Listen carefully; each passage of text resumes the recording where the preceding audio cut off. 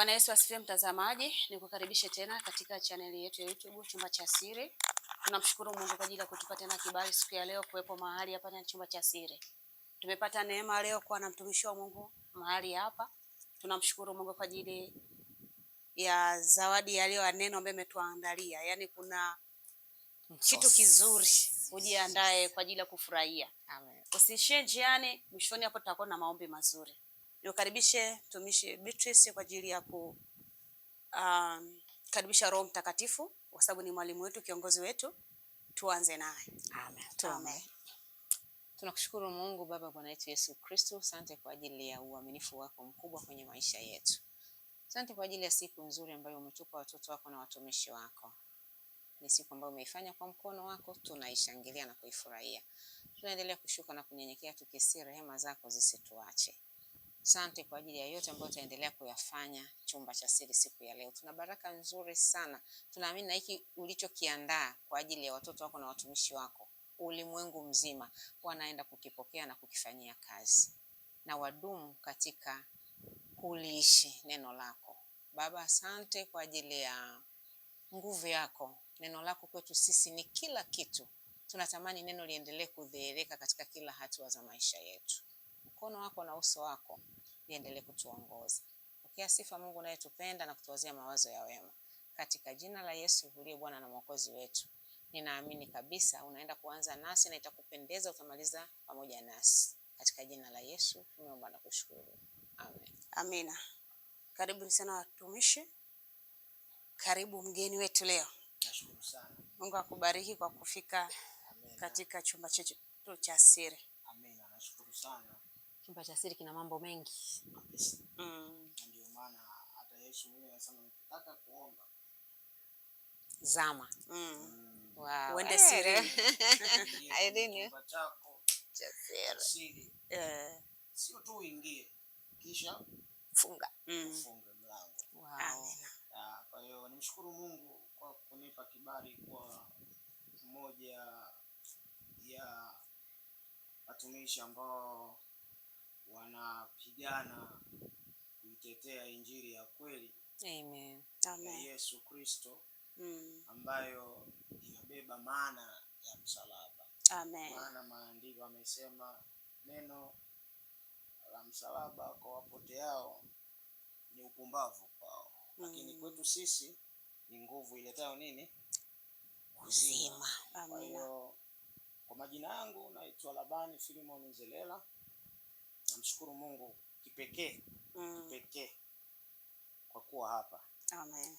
Kwa hiyo nisipoteze muda, tuende moja kwa moja kwenye somo, lakini neno letu la ufunguzi mama atusomee kwenye Yakobo sura ya kwanza, nafikiri mstari wa 22 mpaka 24, si ndivyo? Tusomee ili tuendelee na somo letu la leo. Amen. Karibu. Irene, kama nasikia amani fulani, naona tutakula na kunywa vya kutosha. Amen. Karibu sana mtumishi wa Mungu. Amen. Andiko letu la ufunguzi linatoka Yakobo 1:22 hadi 24. Iweni watendaji wa neno na wala si wasikilizaji tu. Katika maisha tulionayo lazima tulitende neno. Kabisa. Tukisikia na kuliacha tutakuwa kama wale watu wanaojitazama kwenye kioo afu baadaye wanasahau jinsi sura zao zilivyo. Mungu atusaidie ili. Kama mimi hapo nilikuwa nimejiangalia nimeshajisahau niko nikiuliza kale kawanja ulivyokaweka ukumbuki hata kamekaaje. Mungu atusaidie. Lakini mtumishi, mimi hebu kidogo tu ni nataka kujua. Yaani sijui niliwekeje. Kwa nini watu watulitendi neno la Mungu? Kabla sijaenda kwenye somo letu. Na hicho tu hebu tuambie. Yesu alilisema na akatoa mfano wa mpanzi. So kuna mambo aliyazungumza. Lakini kiufupi kwa nini watu hawalitendi neno? Ni kwa sababu hawamwabudu Mungu. Wamepanda mbegu kama mpanzi alivyotumwa.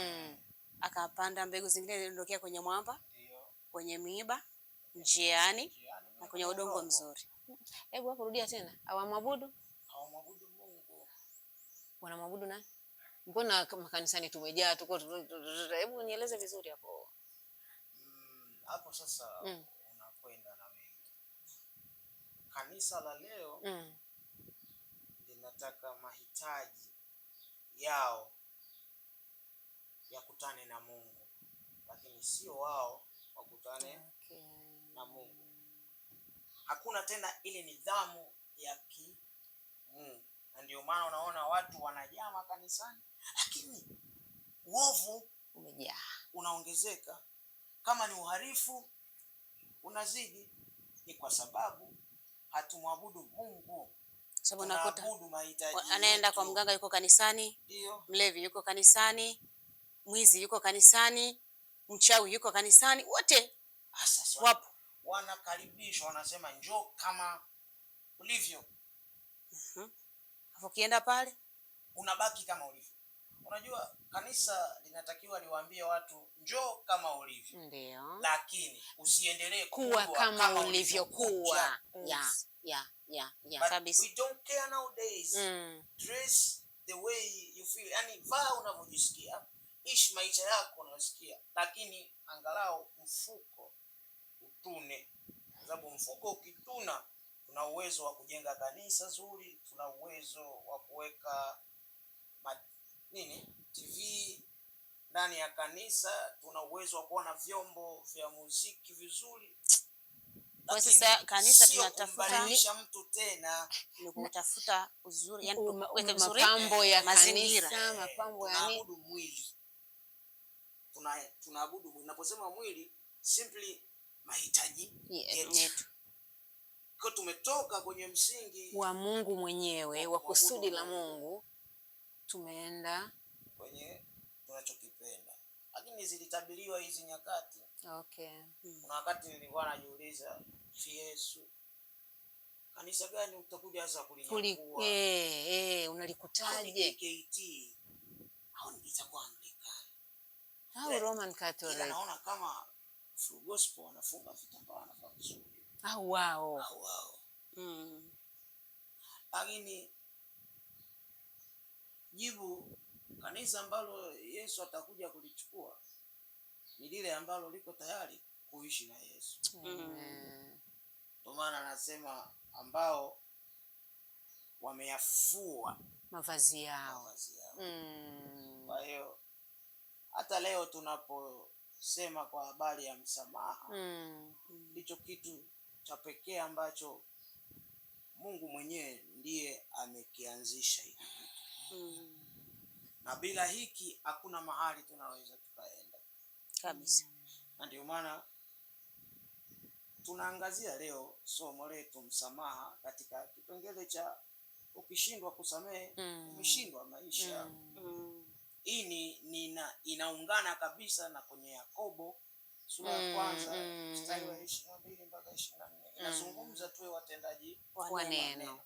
Lakini kwenye Yohana Mtakatifu 6:63 Yesu anawaambia watu roho ndiyo itiayo nini? Uzima.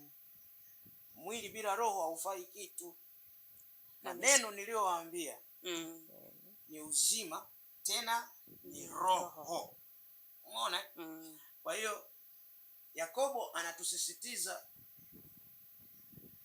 tuwe watendaji wa neno. Tungekuwa kwenye kanisa fulani wanasema shika neno, tenda neno. Umeona? Kwa nini wanasalimiana vile? Wanakumbushana kwamba lazima ufanye hicho kitu ili niendelee kuonekana kwenye rada za Mungu. Lazima niwe naishi, sio kuwa hai. Kuna watu wanapumua, mioyo inadunda, lakini hawako hai. Na maanisha nini? Mungu alipomwambia Adamu, ukila lile tunda la kutoka mti wa katikati, hakika utakufa. Niambie, Adamu alikufa siku ile? Hakufa. Kwa nini hakufa siku ile? Hakufa kimwili, la rohoni amekufa, ninavyoelewa. Maana yake kuna kifo ambacho kibaya na kinaumiza, cha kupoteza mamlaka au nafasi ambayo Mungu alikupa. Kifo cha kupoteza mamlaka, cha kupoteza nafasi. Walipokula lile tunda, na ndio maana Mungu anashuka anawauliza mko wapi? Maana nini? Wamekufa kwenye eneo ambalo Mungu alitakiwa waone. Wow. Okay. Akamwambia uko wapi? Kwa tunapokuja kwenye kutenda neno, maana yake tukitenda neno inatufanya kuwa hai. Kumbuka Ebrania 4:12 anasema neno la Mungu li hai, tena lina nini? Lina nguvu. Umeona? Anataja pale kwamba vitu ambavyo linakata kuwili, ni kama upanga, linakuwa kali hata kuzigawanya nafsi na nini na roho. Kwa chana huko. Kwa hiyo tulifika hapo kisome. Nasema Waebrania 4 sura Waebrania 12 msoma. Ni yenyewe 4:12 mstari.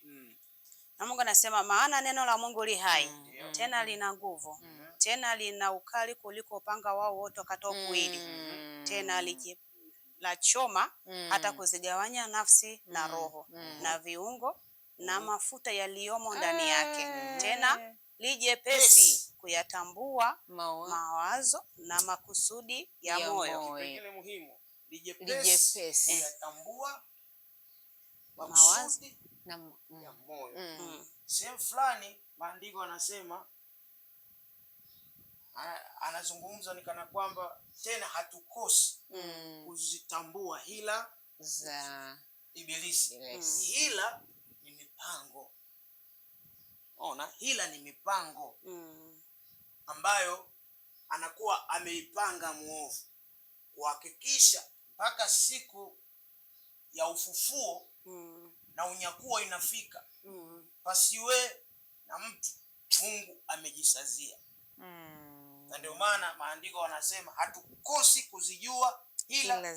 Lakini tunazijuaje hila? Tunarudi kwenye Ebrania hiyo ambayo inatuambia Mungu li hai, kwamba lijepesi kuyatambua makusudi ya moyo. Haya, moyo ni sehemu ya mwili. Moyo ni mwili. Moyo ni kisiwa cha mahitaji. Ndio maana maandiko yanasema linda sana moyo kuliko vyote ulindavyo, maana ndiko zitokako chemchemi za uzima. Unaenda sawa sawa kabisa. Umeona? Kwenye Warumi anasema mtu anakiri kupata wokovu, kwa moyo anaamini hata kuhesabiwa haki. Tunaenda moyo unaamini, neno linakuwa jepesi kutambua hila za moyo au makusudi ya moyo, lakini vile vile hatukosi kuzitambua. Maana yake kwa kuwa tuna neno lina sifa ya kutustua kwamba hapa tunakwenda sio rudi nyuma habari, usifanye hiki, ila neno pumzi ya Mungu ndani mwangu inafanyaje? Inachunguza yale ambayo nayatenda kila siku. Kwa Mungu alipopulizia pumzi ya uhai kwenye lile tope lililolala pale dongo, ikawa nafsi hai. Ile ni neno, aliweka neno lake. Kumbuka amesema neno ni roho kabisa. Kwa ile pumzi tulopuliziwa ilikuwa ni neno la uzima. Amen. Neno la kutufanya tuwe nafsi hai. Kwa hiyo tunapokuja leo kuliacha neno, tunakuwa tumejitenga na kuishi. Kuishi ni mkusanyiko wa mambo yote ambayo yana support na kukupa sifa ya uhai wako kuendelea kuwa na thamani. Amen. Ushaona mtu ni tajiri, ana pesa, kila kitu, lakini hazitumii. Yuko hai. Hatembei, hamuvu, anapumua. Unaweza ukawa hai lakini hauishi. Kuishi ni kuwa na uwezo wa kutenda jema au baya. Kuamua, kupanga na kuexecute the plan.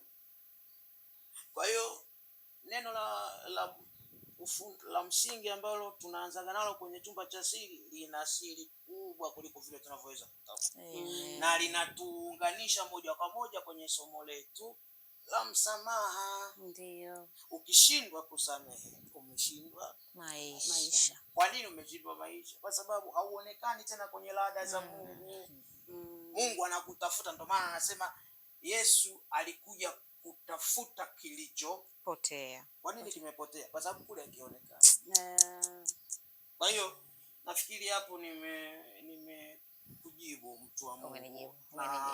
Tena kwa mapana zaidi. Mapana, yani naamini unanielewa na tuendelee kutufuatilia. Kama Mungu akijalia, ili somo la msamaha linaweza likawa kama lina mfululizo wa vipindi kadhaa. Lakini nikisema kwa nini ukishindwa kusamehe umeshindwa maisha, nimesha kujibu kupitia maelezo ambayo nimeyazungumzia. Kwa sababu kwenye Mathayo 6:12 mpaka 14 au mpaka 15. Lakini nataka msomaji labda usome tu mistari miwili, mstari wa 14 na 15 ili tuendelee mbele. Uone msamaha Mathayo 6. Wakati anafungua nataka nikueleze kitu kimoja. Msamaha umegawanywa katika makundi kadhaa. Kundi la kwanza ni Mungu anatusamehe. La pili ni mwanadamu anamsamehe Mungu. Usinipige mawe, nisikilize. Wakati Kaini ametoa sadaka yake, Mungu hakuipokea. Aliikataa sadaka ya Kaini, haikumfurahisha. Hapo sadaka za leo sisi wanadamu wakina Kaini bado wapo. Kina Kaini bado wapo, ila kina Kaini waliopo wamempa mtu nafasi ya Mungu. Ushaona kuna mtu baba yake wa kiroho akimgusa bega, siku hiyo kwake ni nzuri. Amemfanya ndo Yesu mwenyewe. Lakini hajisumbui kuyatafuta na kuyajua mapenzi ya Mungu. Watu wengi tumekufa kwenye eneo la mamlaka. Yesu alisema mamlaka aliyotupa na uwezo wa kukanyaga nge na nyoka. Lakini na kila nguvu za nani? Yule ibilisi. Sasa unapompa nafasi mchungaji wako, iko Luka 10:19. Mtazamaji anaweza yes, uko sawa. Kwa ule mstari wa 19 unaelezea, lakini unapompa mtu nafasi yake, maana yake hautumikii tena kusudi la Mungu. Unatumikia kusudi la huyo mtu. Kumbuka Yesu wakati huko duniani alisema, mkinitumikia mimi, Baba wa mbinguni atawaheshimu. Wengi wanamtoa Yesu pale, wanajiweka wao, ukinitumikia mimi hautapigwa na mapepo. Hujai kusikia kwamba vita ya kiroho baba yako wa kiroho ndo anakupigania? How come? Mimi niko Mwanza, baba wa kiroho yuko Morogoro, yuko Dar. Wengine tena wanasema nimeota baba wa kiroho amenitokea kwenye ndoto, namwacha Yesu anapigana. Mafundisho hayapo kabisa. Lakini kwa nini wanatutoa kwa jina la ufunuo? Lakini nikukumbushe mtazamaji, ufunuo wa kweli una namna ya kuupima. Unaupimaje? Maandiko. Neno la Mungu. Hii ndo sauti ya Mungu ya kwanza. Amen. Kwa mbumbumbu hata asiyemjua Mungu. Amen. Maamuma yoyote hapa. Amen. Ukishajua hapa, ndipo Roho Mtakatifu ana uwezo wa kukuhamisha hatua. Haleluya. Utatakaje kumsikia Roho wa Mungu ikiwa neno hauna, ila unaishi kwa neno la mchungaji wako? Zamani tulikuwa tunaishi kwa maneno ya manabii, lakini sio leo. Tunayo hii. Tusome andiko. Ukitaka kutafuta kazi, hapa. Ukitaka kuoa, kanuni ziko humu. Ukitaka kulima, kanuni ziko humu. Manake hautasema Mungu nisaidie, nataka kuanzisha biashara. Labda Mungu akinipa kibali nitazungumza siku moja kufanya maamuzi na mapenzi ya Mungu. Mungu. Decision making and the will of God. Nisiende huko. Nilikuwa nasema msamaha katika hatua ya pili au ngazi ya pili ambao mwanadamu anamsamehe Mungu. Kaini alikasirika, alimkasirikia Mungu baada ya kuona sadaka yake imefanyaje? Imekataliwa. Alimkasirikia Mungu na ndio maana akasema ngoja nimkomeshe. Na sababu ya kukataliwa sadaka ya Kaini, mtazamaji apate picha kidogo hapo. Maandiko, maana anaweza kaelewi kwa nini sadaka inakataliwa. Yanazungumza kwenye ile Mwanzo, anasema Abeli alichagua katika vinono. Yes. Huyu jamaa Kaini inaonekana alichukua katika vidhaifu. Na ukiangalia kwenye sheria za masuala ya sadaka na dhabihu ambao Mungu aliwahusia wana wa Israeli, alisema msitoe kilichokuwa dhaifu, kilichokilema. Kama ni dume la ng'ombe basi liwe lenyewe limefanyaje? Limehasiwa. Umeona samani kwa lugha hiyo. Kwa hiyo huyu Kaini alichukua vitu ambavyo hata yeye hawezi kuvitumia, ndio unampelekea Mungu. Wewe mwenyewe yani unajua wakulima wale unapyua ile kitu, yani kama ni mpunga basi ile ya kwanza ya pili na ya tatu ndio unampelekea Mungu. Ule wa kuzoa chini kuchagua makaa nini, umeona inakuwa sio vizuri. Na kwa hiyo ukiangalia Mungu huyu ndio alikuwezesha kupata kwa hiyo sadaka yake kwanza haikuwa na viwango vinavyokubalika kwa Mungu. Kwa hiyo alikuwa na mentality kwamba kama Mungu hahitaji sadaka, kwa hata hiki bwana kinamtosha. Ni kitu ambacho si kweli, kitu ambacho sio kweli. Kwa hiyo mwanadamu anawezaje kumsamehe Mungu? Anaweza. Ukiomba majibu yako hujajibiwa, kuna watu wanakasirika, wanasusa kuomba. Anasema ukimwambia omba, akasema nimeomba sana, Mungu atajibu. Mwenyewe ajibu. Ingie kwenye maombi, funga, msikilize Mungu, nimefunga sana mimi. Shafunga sana Irene. Afu kujiuliza huyu mtu anaenda wapi? Kwa hiyo Kaini akasema kumbe wewe Abeli ndo anakupa kiburi. Akalipa kisasi. Lakini unajua nini? Kama alimnyonga Abeli, anamnyonga lakini anamtazama nani? Mungu. Amtazame Abeli kwa sababu Abeli sio adui yake. Adui yake ni? Yaani huyu jamaa alikuwa muhanga tu kati ya ugomvi wa Kaini. Yaani kwa nini ukubaliwe? Kwa nini? Ngoja nimpige huyu nione ya kwangu utakubali au hautakubali. Musa yule pale anamwambia Mungu gairi uovu wako. Tunaweza kumsamehe Mungu kwa kutomsusia, kwa kutokukata tamaa. Kwa hiyo namba 3 ni mtu na mtu kusameheana. Kwa ni namna 3 za msamaha. Kwa hiyo tusome pale ambapo nilikwambia usome Mathayo 6:14 na 15. 14 mpaka 15. Tutasoma kwa msaada wa Yesu. Amina. Na Mungu anasema kwa maana mkiwasamehe watu makosa yao, na Baba yenu wa mbinguni atawasamehe ninyi. Tuwasamehe watu makosa yao, na Baba yenu atawasamehe ninyi. Umeona msamaha wa Mungu na mwanadamu.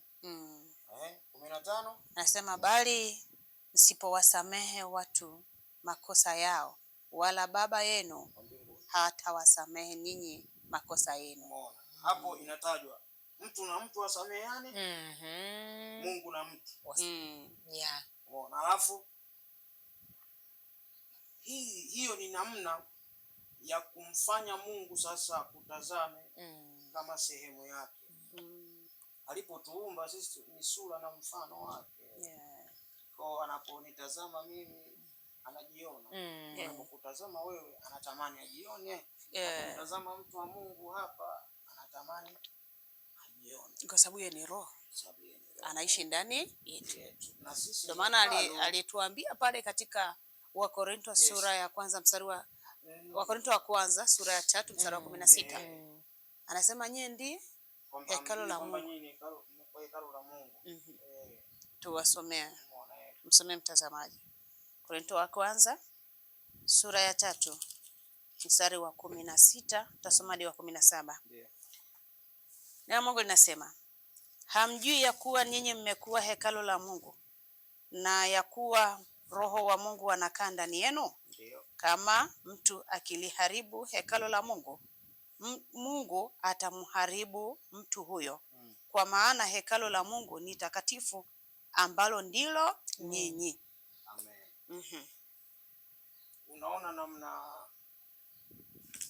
Mungu anavyotamani tuwe na yeye. Mungu anatamani ushirika na mwanadamu. Anakasirishwa na sisi tunaharibu hekalo lake. Kitu ambacho mtazamaji unatakiwa ujue, Mungu hamchukii mwenye dhambi, ila anachukia dhambi.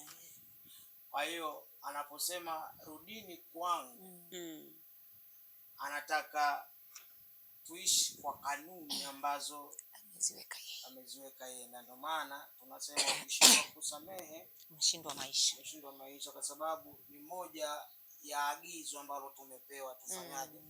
Tusamehe. Kama kweli tunashika neno, basi msamaha ni maisha yetu, ni lazima.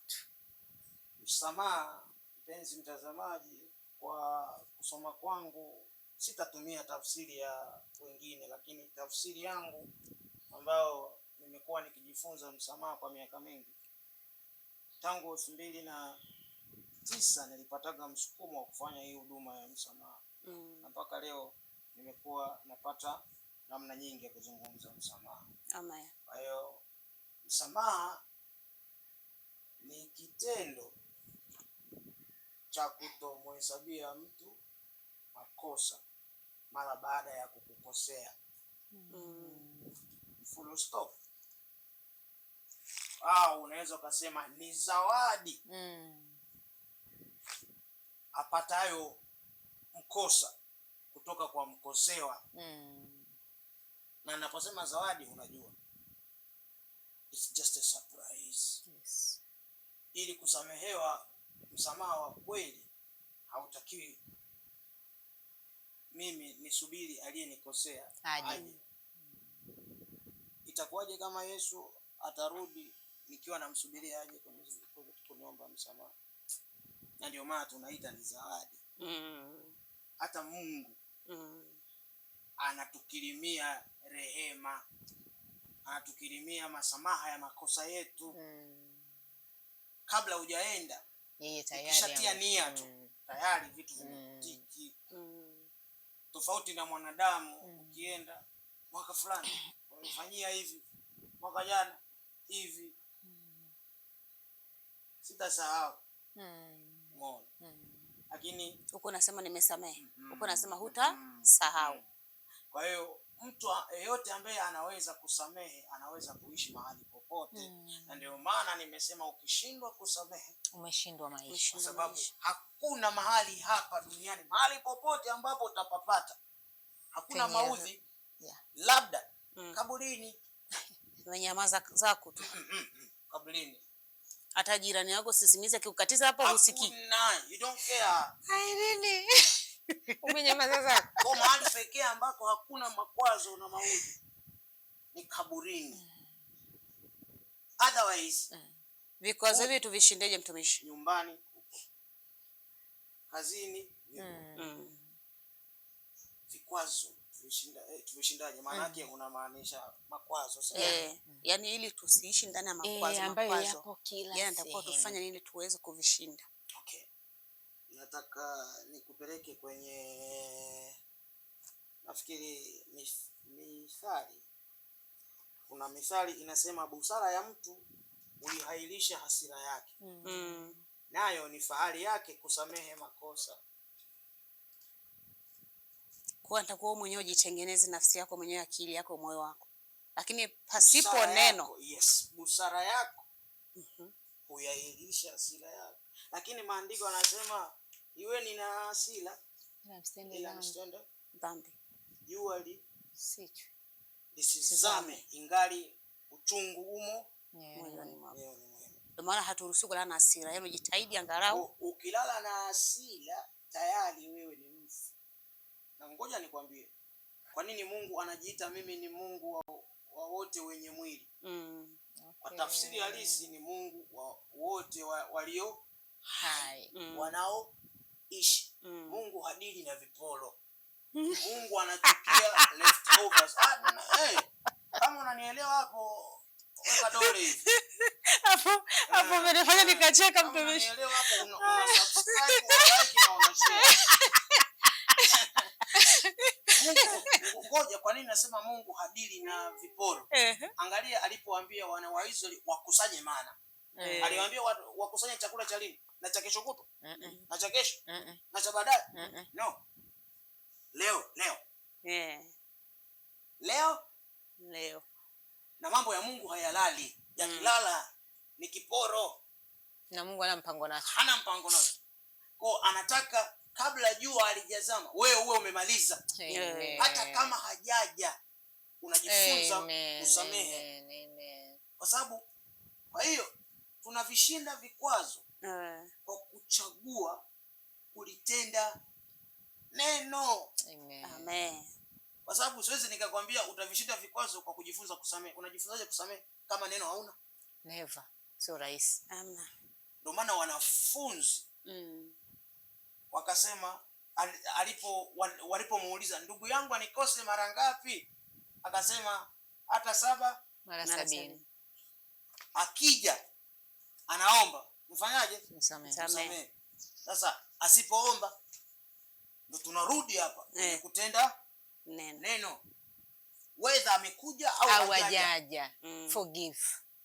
Shika neno, tenda neno. Wajima au nani wanasemaga hivyo, ufufuo na uzima ndio wanasema shika neno, tenda neno.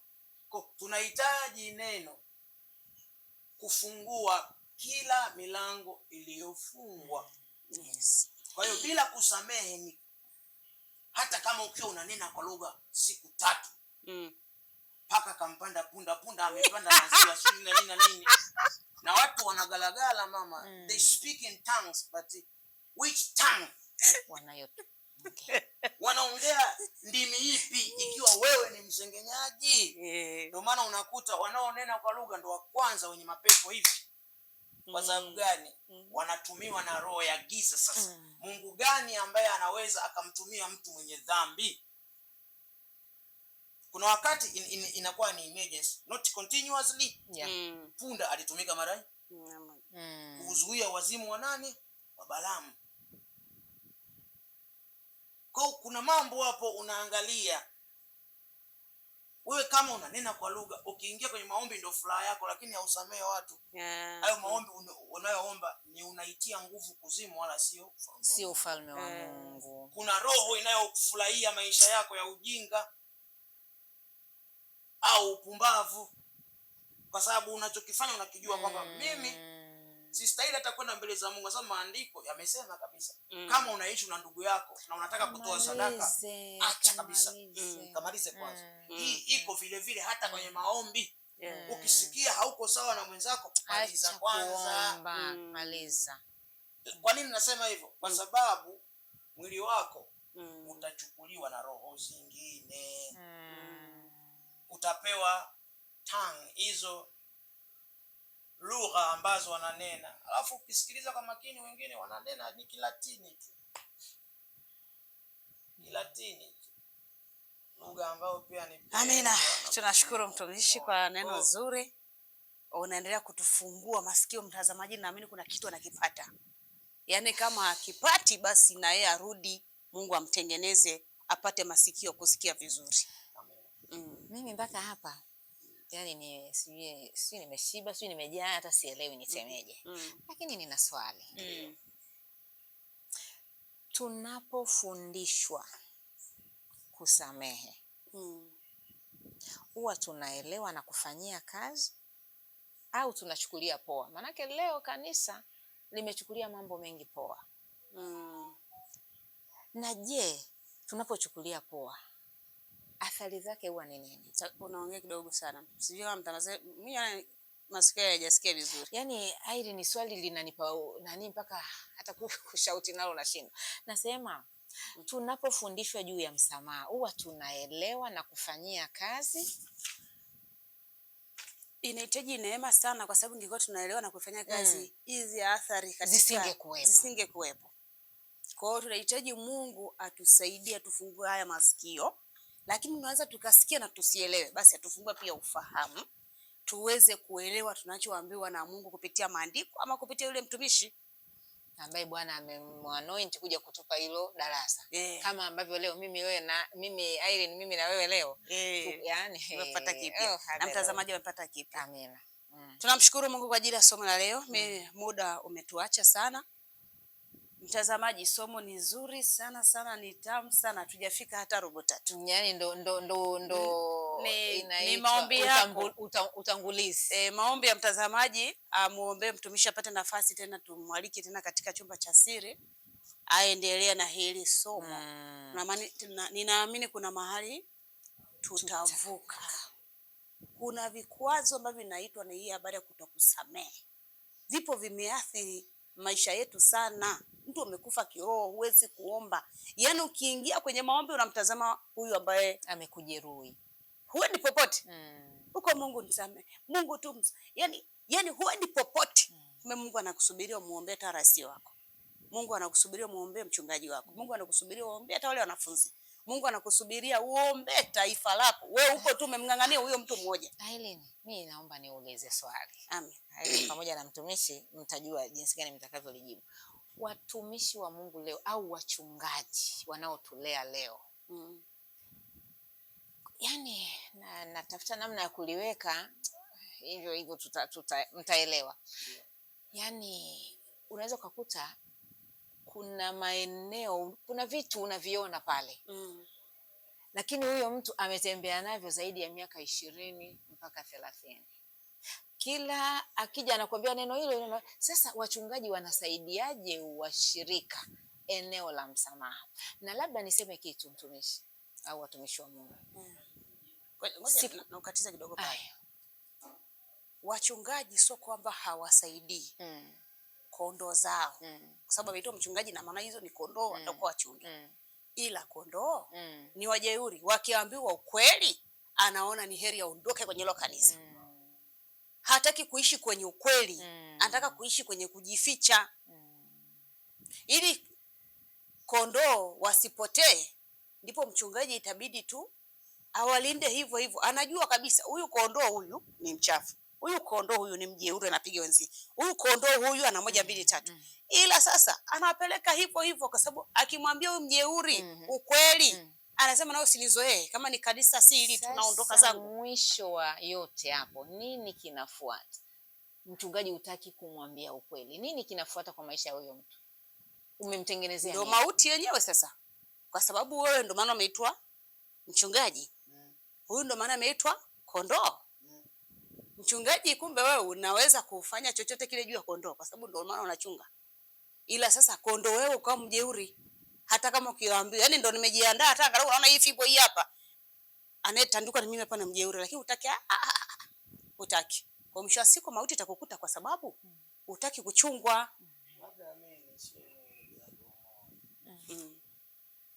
Ngumu wa mioyo yetu unasababishwa na nini tunakilenga?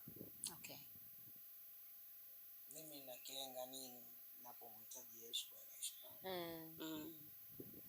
Sauti kidogo mfano kwenye Warumi 2:5 anasema, bali kwa kadri ya ugumu wako na kwa moyo wako usio na toba wajiwekea akiba ya hasira kwa siku ile ya hasira na ufunuo wa hukumu ya haki ya Mungu. Mtu ambaye anasikia maandiko na hayatendei kazi, ni kifupi bado hajatubu kama maandiko yanavyoonyesha. Maana mchakato ni huu. Ukishampokea Yesu kama Bwana na Mwokozi wako, mchakato wa kufinywangwa unaanza kutoka siku hiyo kabisa. Lakini utayari wa mtu, Mungu sio dikteta. Mungu hafanyi kile, yani sio kile ambacho wewe hautaki. Yeah. Ila sio nyakati zote na kuwa hivyo. Kwa hiyo wengi tunakuwa na mioyo migumu kutokana na kile tunachokilenga tunapokwenda kwenye makusanyiko. Mwanzo nilisema sijui kwamba makusanyiko mengi yamejaa watu, lakini unashangaa mtu yule yule, lakini uovu unazidi kila siku. Mtu ambaye amepokea upako ameanguka pale, amegalagala, haachi uovu. Wakati watu kina Kornelio waliopata encounter na Roho Mtakatifu kwa mara ya kwanza walibadilika kabisa. Wanafunzi, Petro alikuwa mvua samaki. Kuna kipindi alirudi baada ya Yesu kufa, si ndivyo? Akarudi kwenye, lakini walipopata maelekezo, subirini hapa, msiondoke. Jamaa wakakaa pale, hakukaa tu walikuwa wanapiga story, no, waliendelea kumkumbusha Mungu. Umetuambia tusubiri hapa, tunasubiri nini Baba? Dhihirisha hicho ambacho tunakisubiri, la sivyo wengine turudi kwenye mishemishe zetu. Nguvu ikaja. Kwa huwezi kuniambia mtu una Roho Mtakatifu and still ni mjeuri. Utakuwa na roho nyingine. Roho Mtakatifu kazi yake ya kwanza ni kutuvunja vunja na kutupa nia ya Kristo. Maandiko yanasema nia zenu nazibadilishwe. Sasa zinabadilishwaje? Kwa kufungua mioyo yetu na kulikubali neno. Tunapolikubali neno, tunampa nafasi Roho Mtakatifu ya kutulia. Maandiko yanasema hapo mwanzo alikuwepo nani? Si ndivyo? Alipotaka kuumba, maandiko yanasema roho ilitulia katika vilindi vya nini? Vya maji. Kwa nini ilitulia? Ilikuwa inasubiri wakati na muda. Sisi tusipomruhusu Roho Mtakatifu akaiatamia mioyo yetu, hakuna bustani ya Edeni itazaliwa kwetu. Kwa hiyo jambo la msingi kwa Mkristo ambaye anajiita ameamini, kusamehe sio ombi, ni lazima. Na huu ndio ufunguo wa watu wengi. Tumefungwa na tumenasa mahali, ila tunajihesabia haki.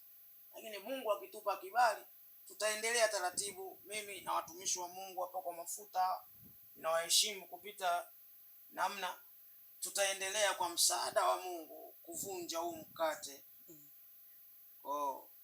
Mungu anaweza kafiri mkate wa kwenye sahani au kwenye mfuko kwenye chai. Mkate sio wa baresa. Neno la Mungu. Amina. Basi leo kwa maana hiyo leo tuingie kwenye maombi ya kumuomba Mungu atutengeneze mioyo yetu tukawa na moyo wa msamaha. Amen.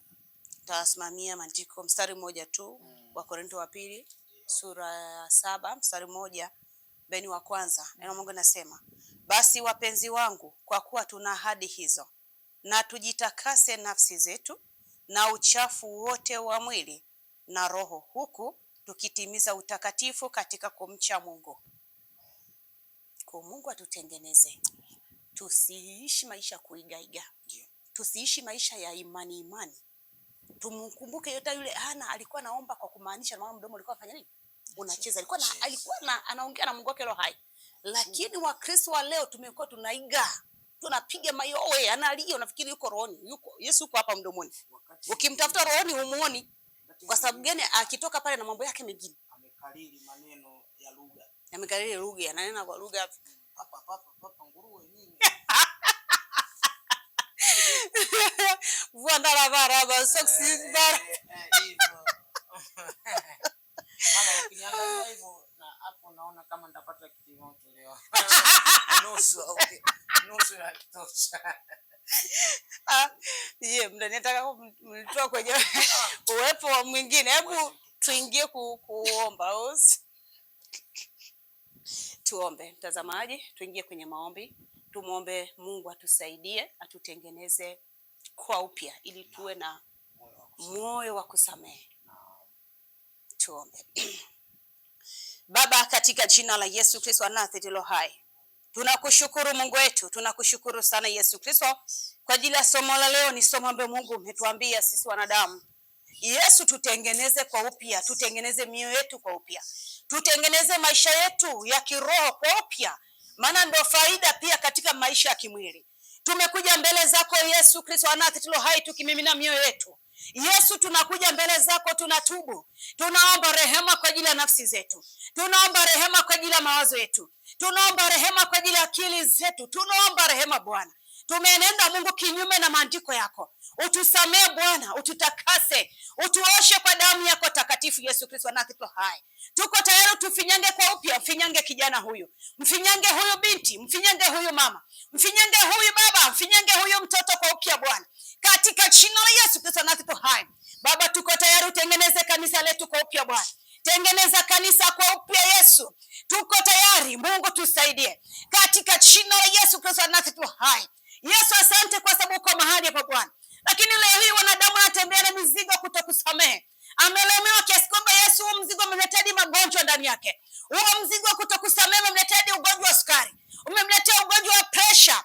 Yesu, ukapate kumsamehe, ukapate kumsamehe Bwana. Ninaomba nguvu yako, uwepo wako Yesu Kristo, ukaseme naye ili aweze kusamehe, ili aweze kutoa huo mzigo ndani yake. Mwingine anatazama vitu ambavyo vimeshapita vya muda mrefu, anaumia ndani ya moyo, anashindwa kusoma maandiko yako, anashindwa kusikia sauti yako wewe Mungu. Yesu, tusamehe. Yesu, mtengeneze kwa upya huyo mtu ambaye moyo wake amekufa, atamani takwenda kanisani. Yamkini yule mzee wa kanisa alimuumiza, yamkini mchungaji alimuumiza, yamkini na muumini mwenzake alimuumiza. Yesu msamehe, Yesu msamehe, mtengeneze kwa upya Bwana, ili aweze kupona moyo wake, ili aweze kupona nafsi yake. Yesu, mtengeneze kwa upya katika jina la Yesu Kristo Nazareti hai. Bwana Yesu, tuko tayari tufinyange kwa upya, finyanga mioyo yetu kwa upya Yesu, finyanga nafsi zetu, tuombe kwa upya, tuweze kubeba neno lako, tusibebe haya maumivu,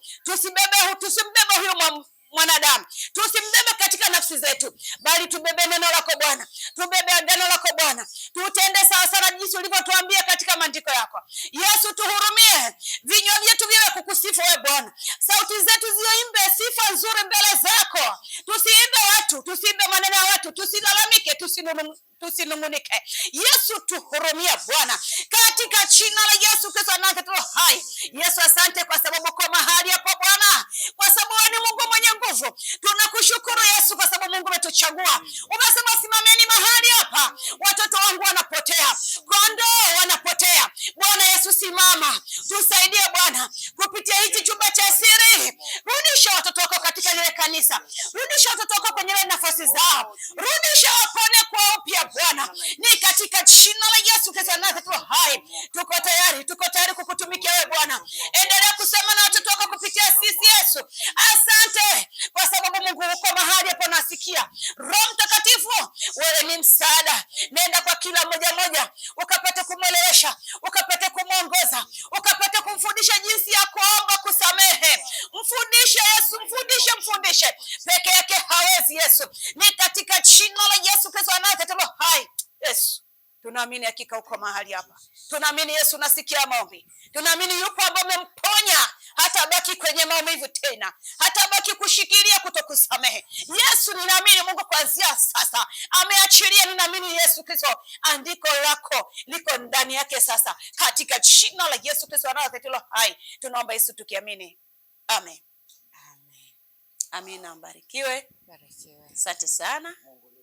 Amen. Amina. Amina. Leo amina, barikiwa sana. Sasa leo mgeni ni zamu yako kumwaga mtazamaji. Yes. Una upendeleo wa kipekee. Amen.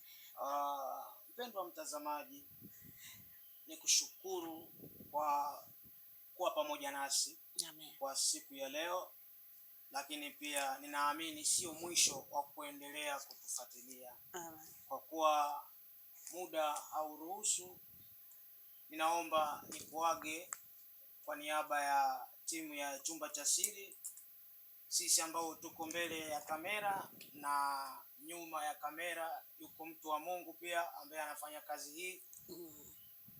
Ukipata nafasi, tuombee Mungu atupe usemi na maneno ya kueleweka ambayo yatamfaa kila sikiaye, yahuishe mahali ambapo ameumizwa. Eneo hili limekuwa sio jepesi, lakini tunayaweza mambo yote katika yeye Kristo Yesu atutiaye nguvu. Amen. Kwa hiyo uwe na wakati mzuri, tukutane tena wakati mwingine. Mungu akubariki.